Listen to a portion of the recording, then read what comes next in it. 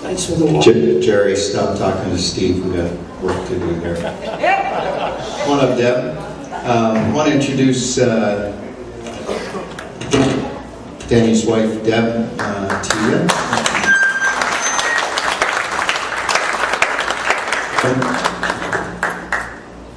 Guys, we're going to go to the other side. This is a little ridiculous.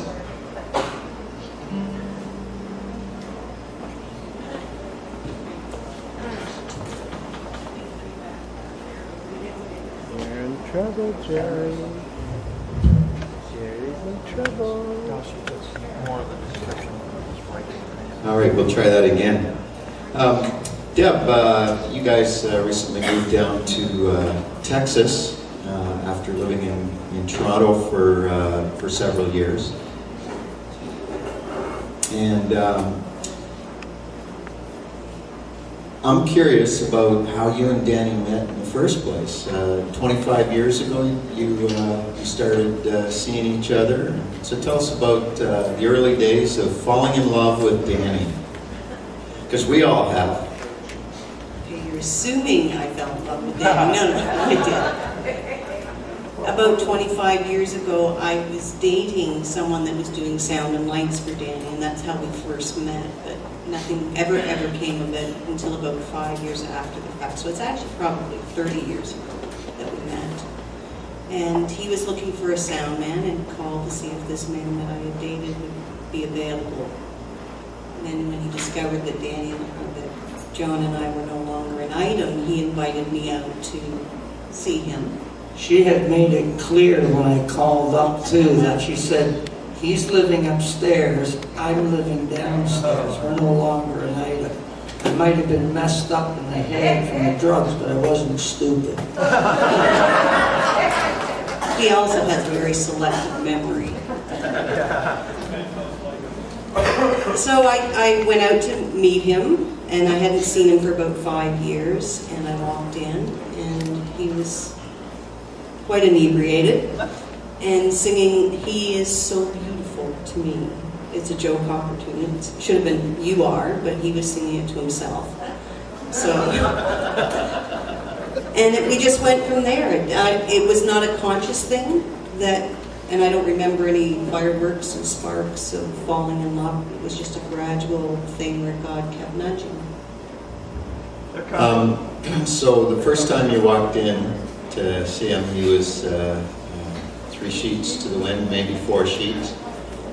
4 or 5 sheets to the wind.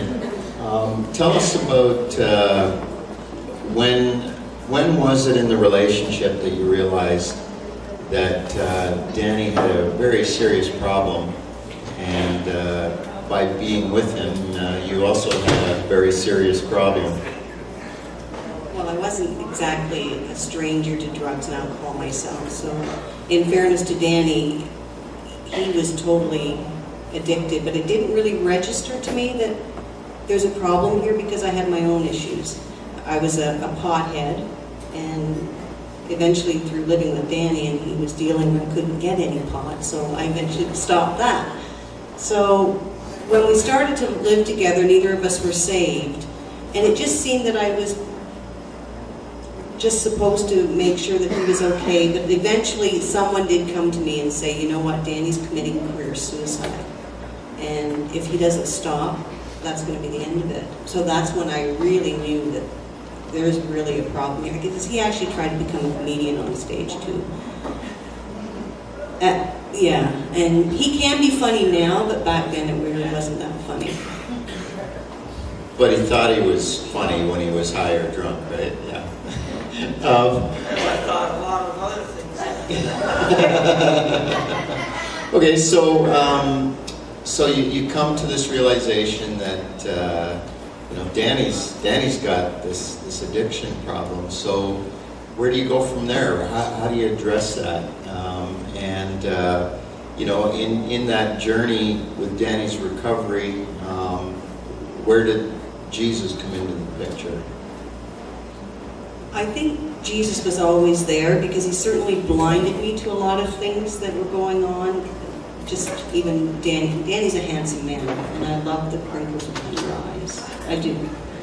But he had a booze club back then, and he had a beer belly, and he wasn't that attractive at the time. But God, he blinded me to that. I just knew that there was something that I should be doing to help him, especially when I was told that he was committing career suicide.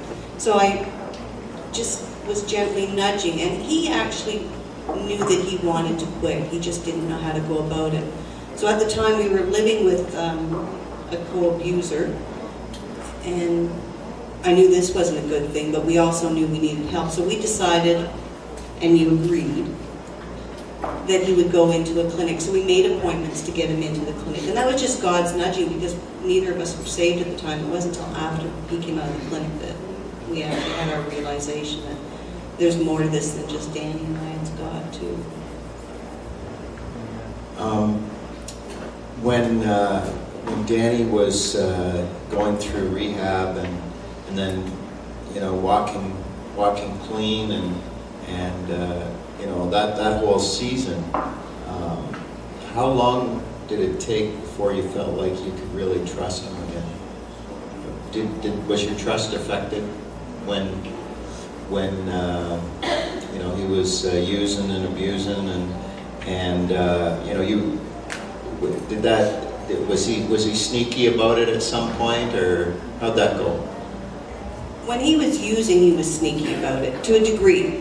Wherever we went, he had this little blue bag that clinked a lot. And we had decided at one point that, yes, he was going to try and cut out the hard liquor, but we knew he couldn't do that totally. He had to at least drink beer.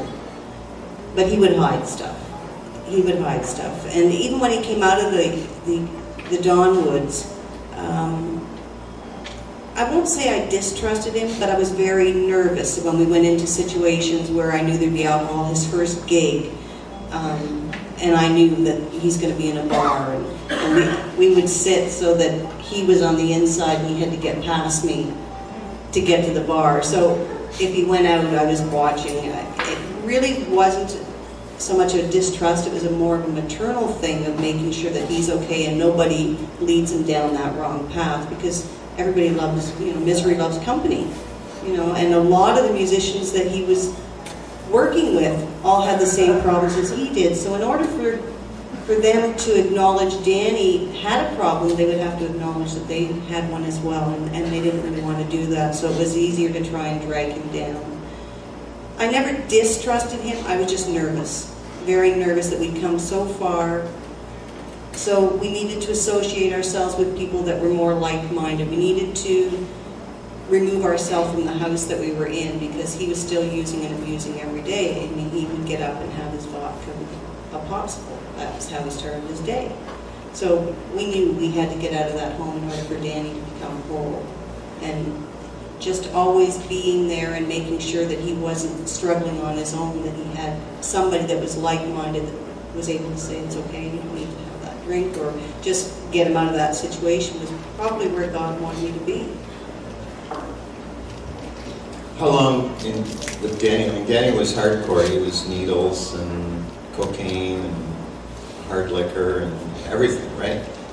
And how long did it take before there was peace in the valley for him, before he was able to feel secure?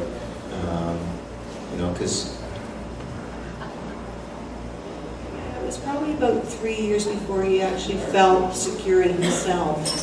And then I had to let go, because part of the healing is I had about 3 years where I was more or less in control of the relationship and how things went, because he was leaning on me emotionally to give him that support. So when he took it back, that was a hard thing to let go of, because all of a sudden I'm not needed anymore, although I am. It was just not in the capacity that he was using me prior to that. So it was about 3 years, but once you got on your feet, there was no holding it back. There's still no holding it back.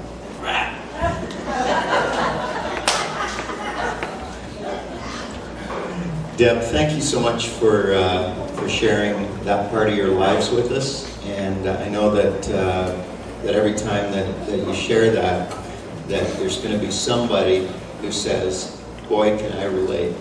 You know, either dealing with addiction or dealing with a partner who's in addiction. And it's so encouraging that, all these years later, Danny's walking straight, and you're walking straight with him, and the Lord has done a miracle in your lives. And so thank you so much. We're going to... Thank you.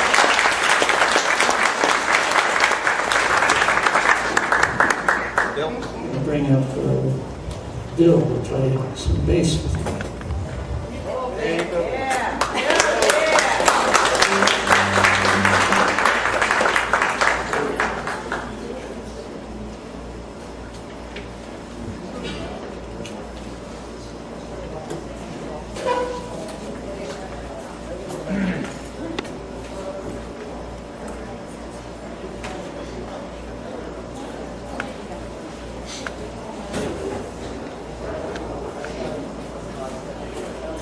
Follow the Lord some more.